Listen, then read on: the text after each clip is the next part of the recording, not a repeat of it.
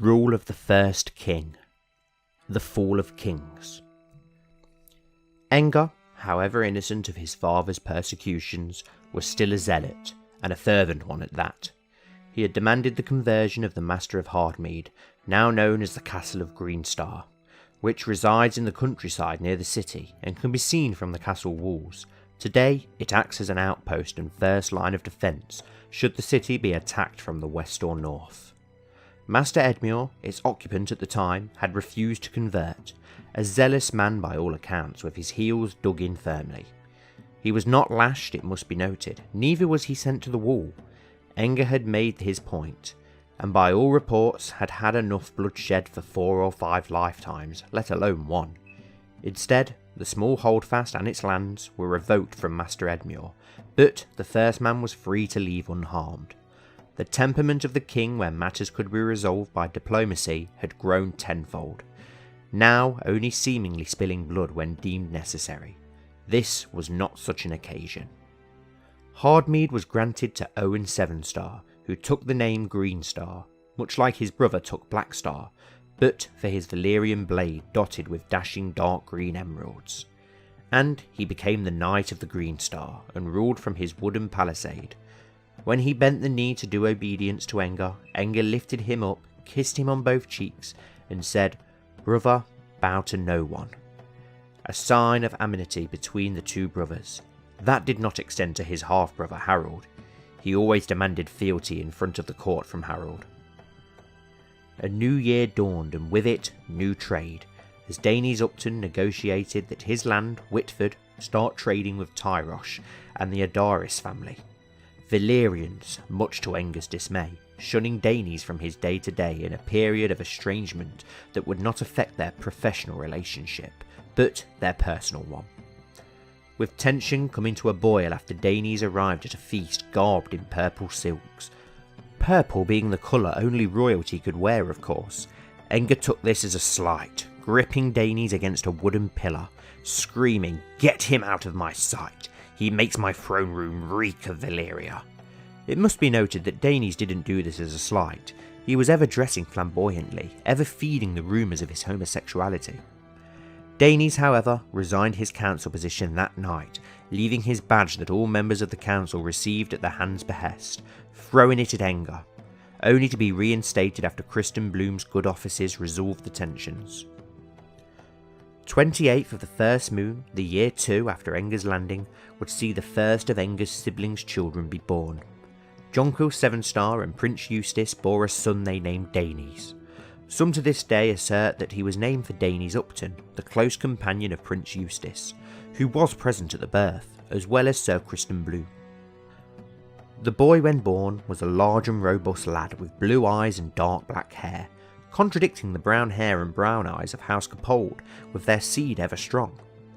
But the boy was known to the world as Eustace's son, and being the son of a prince, a distant one at that, Danes is reckoned by some the first Sevenstar prince. But this is a misnomer.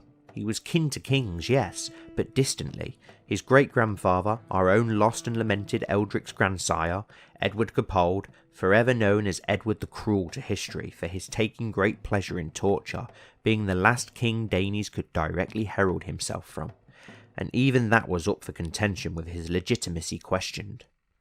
The matter came to a head when Eustace's brother, Benedar, blurted while in his cups loudly, "I'm sure this boy will bloom well into a most honourable young man. He is already blooming."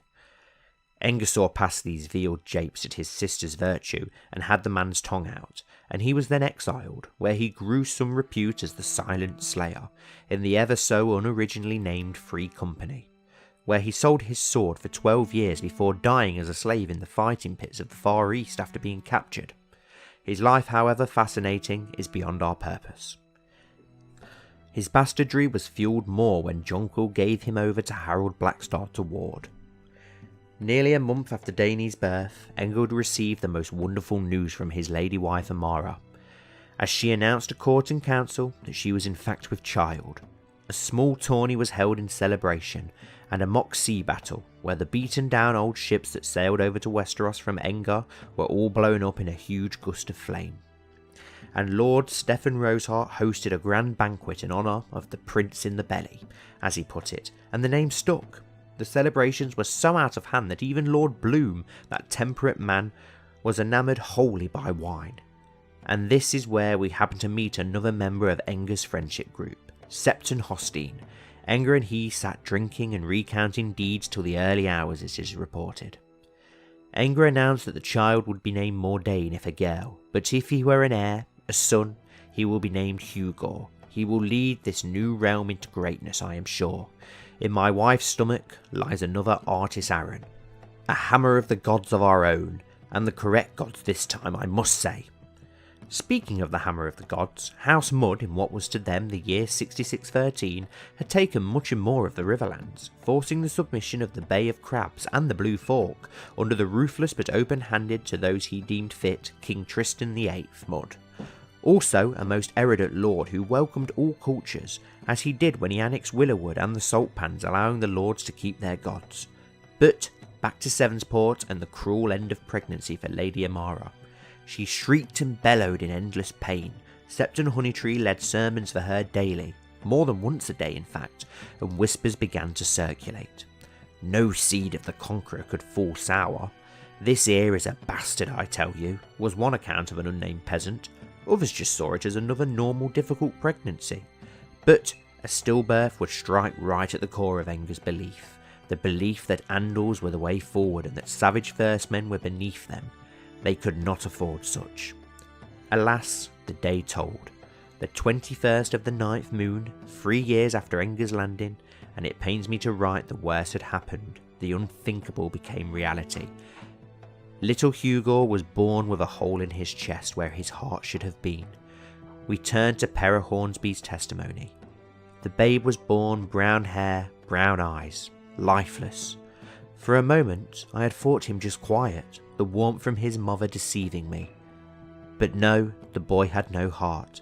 But there is something that worries me more. Lady Jonquill Sevenstar, blonde hair, blue eyes. Sir Lennox, blonde hair, blue eyes. Sir Owen Sevenstar, blonde hair, blue eyes. Lord Enger of the White Knife, blonde of head, blue of eye. Hugo Sevenstar, brown of head, brown of eye. But I could be reading too far into this after all. Prince Danes was born with the same features, and he is undeniably a Sevenstar. The death did mend one wound, however.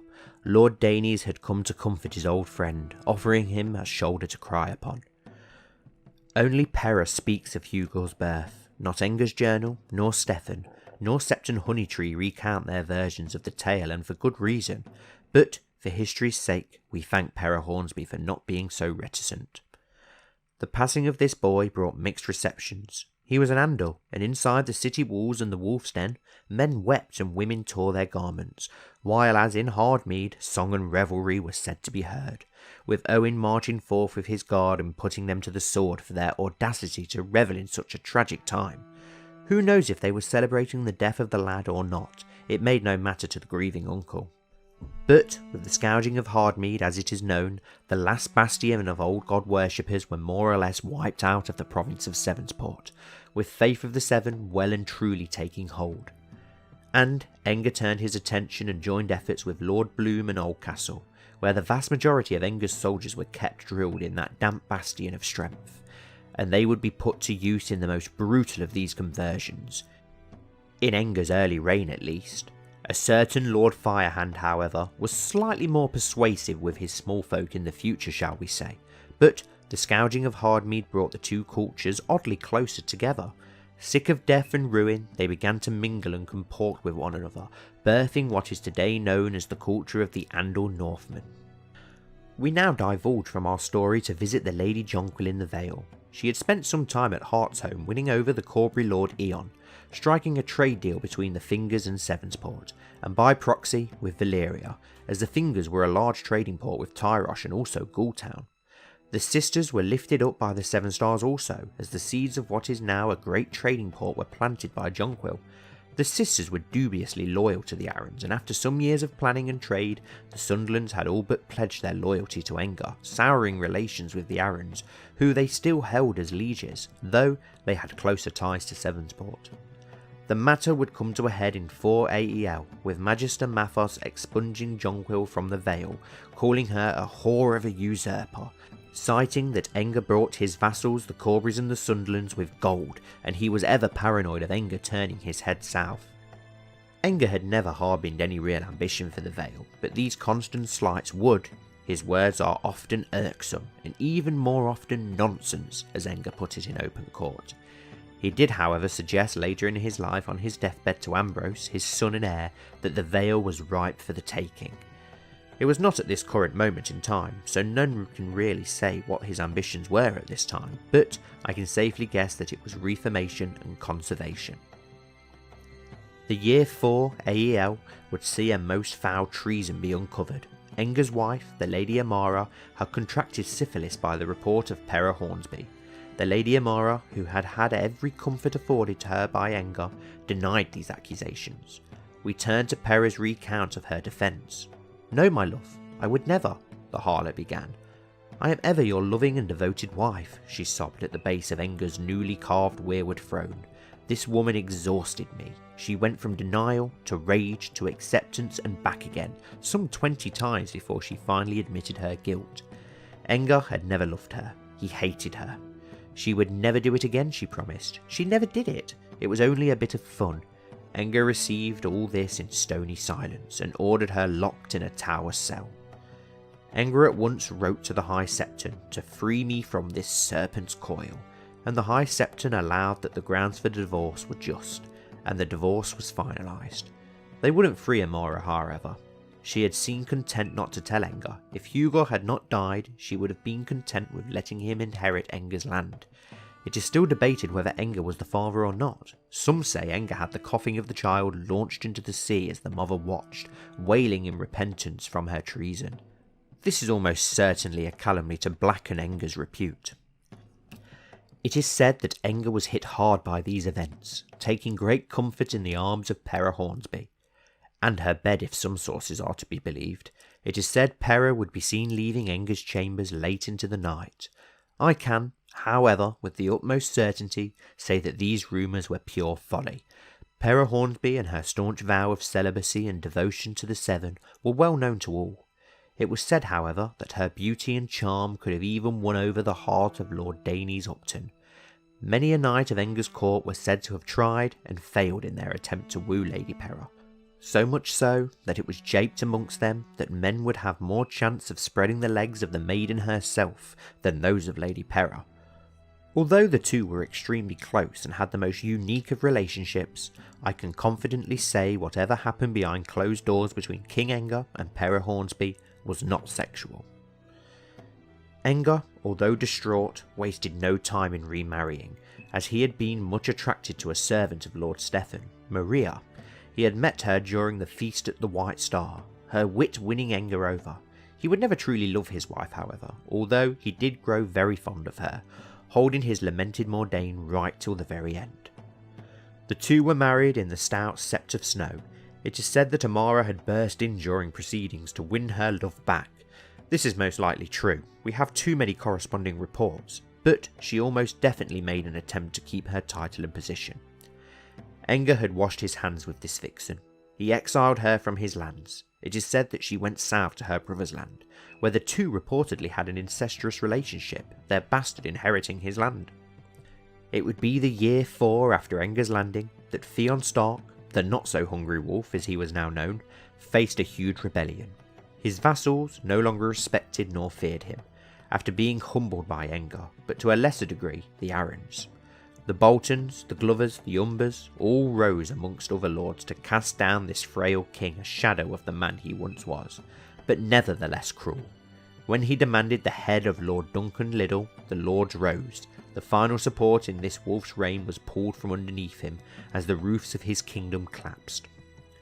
This was the opportune moment to strike for Enger, but to our surprise, the rash lord waited, barred his gates to northern refugees, and continued his work in converting his lands.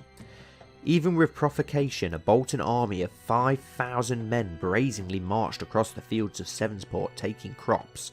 The farm of Root's Lancer was supposedly raided, though we haven't met that esteemed knight who would set a thunderous precedent in this new Andal kingdom. Even Enger's dear friends murmured. They were pious too, but it was plain to see that now was the time, and they had been the offended party. We turned to Lord Stephen now. I arrived, levies in toll, fully plated, assuming we were off to war. Yet to my utter surprise and disbelief, Enger had decided to sit on his lot, which was so very unlike him. I asked him, "What is this, Enger? Why hesitate? 5,000 men march through our lands, taking our harvests." To which he replied, "Lord Bolton has paid recompense in gold for what was taken, and besides, what consequence is it to us? Let them fight amongst themselves. I have my lands to convert. A divided north is better for us. We have more kingdoms to trade with, and they want to dispose that bastard Theon. I'm more inclined to march with them." It was at this moment I had realised I had lost my friend. Only the king was left. I had told him in Andalia that he must never let the crown win. It had.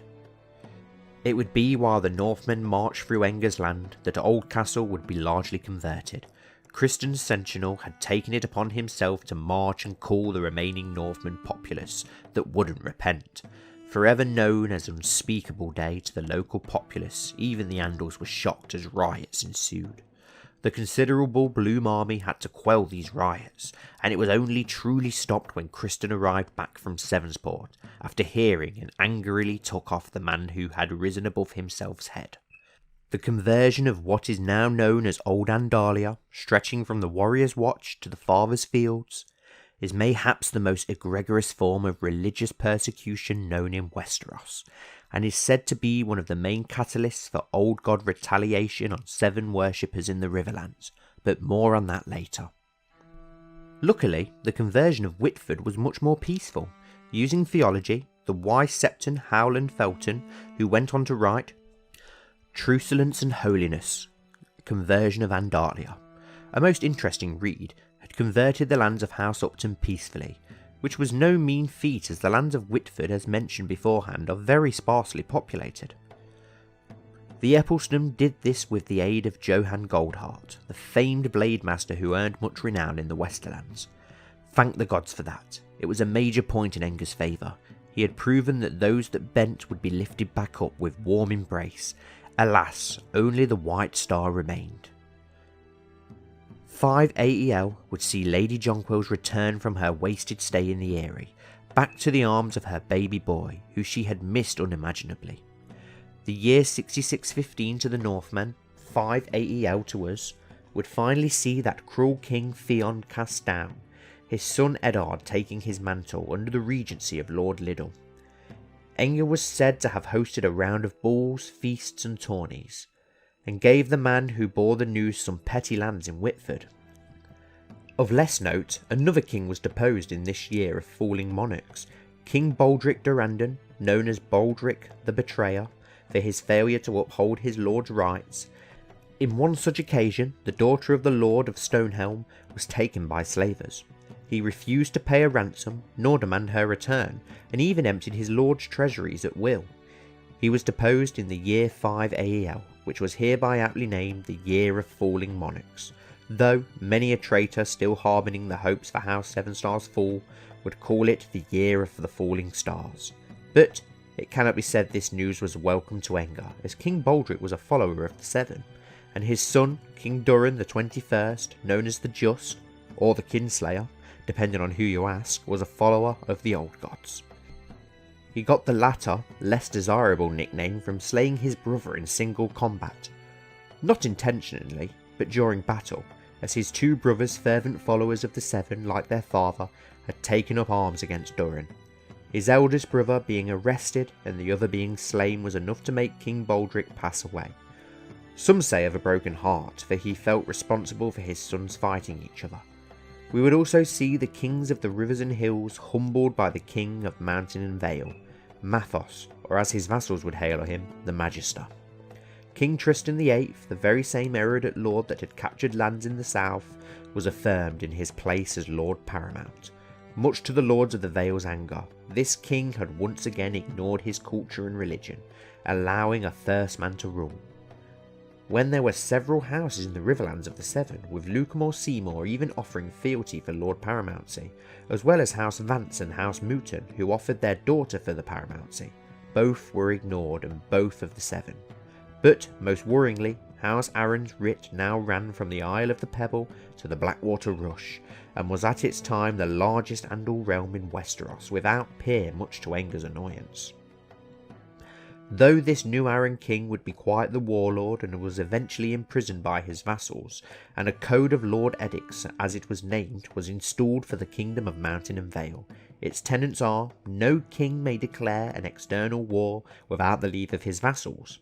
No king can unexpectedly raise taxes without a 6-moon prior notice, and mayhaps most taxingly, the Lords of the Vale may pick a ruler of their own number if they feel their ruler ineffectual or tyrannical.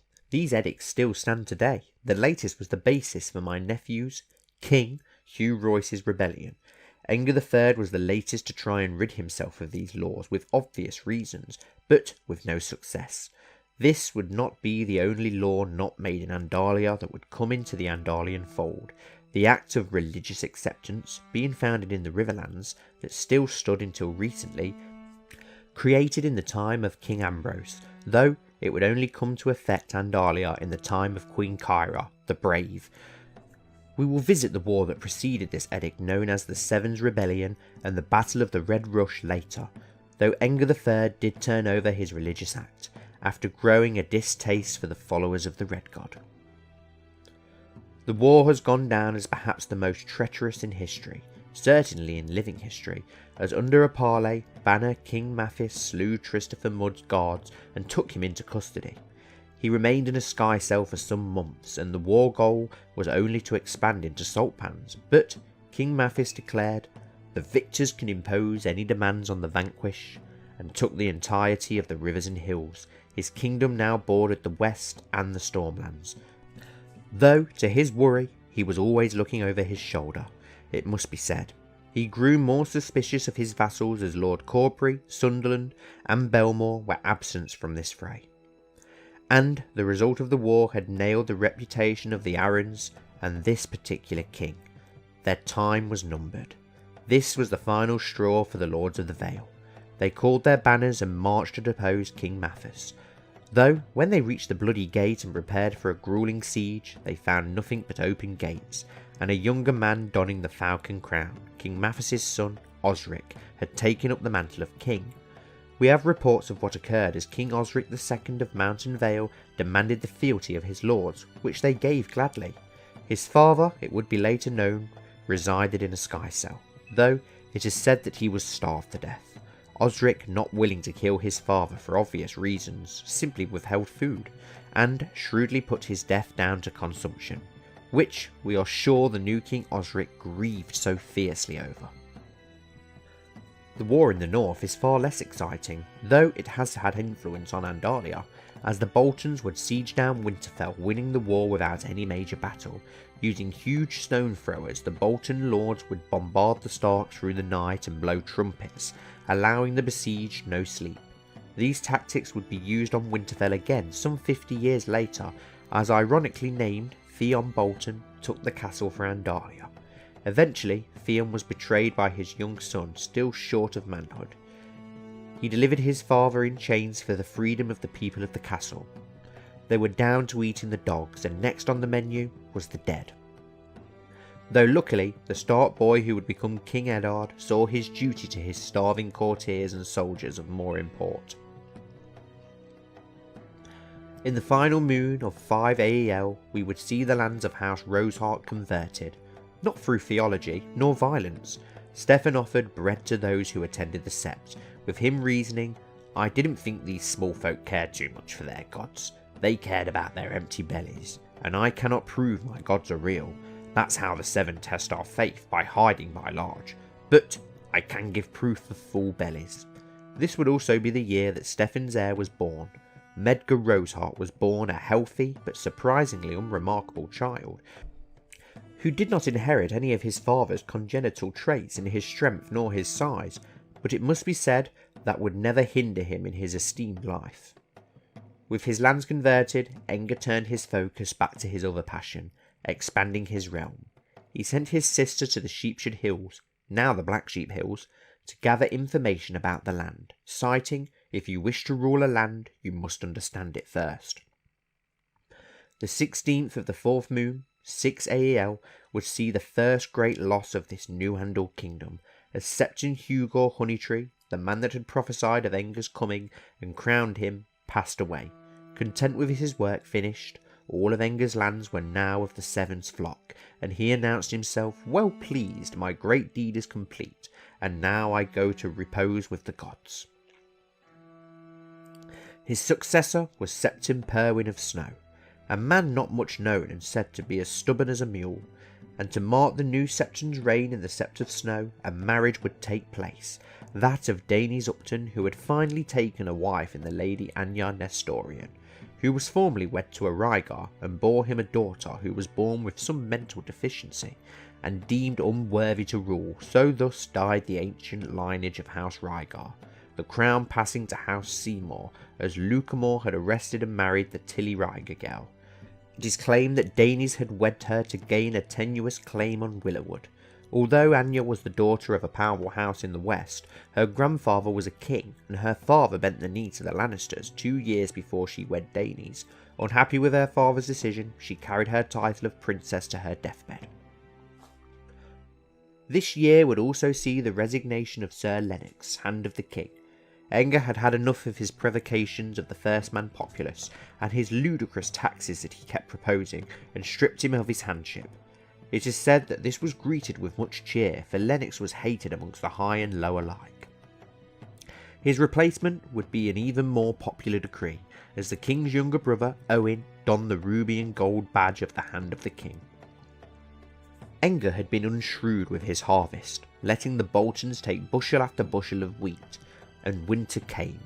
It would be one of the toughest in Andalia's history for the small folk, and they began to resent Enger, Andal, Northmen and Andal Northmen alike.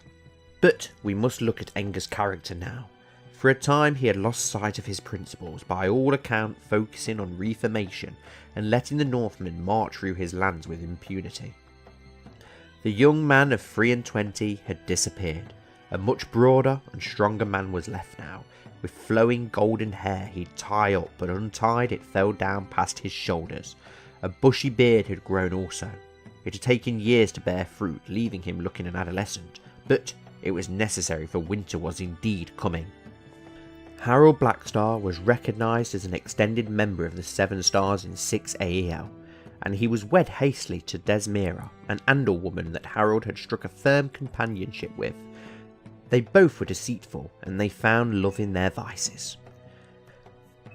Enger would welcome his first niece into the world. Gretchel Sevenstar, or Princess Gretchel, was born to Jonquill, and for propriety's sake we shall say the girl was Eustace's daughter. This time, the babe was born with the blonde hair and striking blue eyes of House Sevenstar. And some 2 moons later, Colmore Bloom would be born, a huge babe that looked almost a child when first born by all reports. But this is a most momentous event, the first lord that would come to shape Andalia, born in Andalia. He was immediately sent away to Sevensport along with Medgar Roseheart to be raised by none other than Enger. Though, it must be noted, Jonquill Sevenstar refused to even look upon the Bloom babe.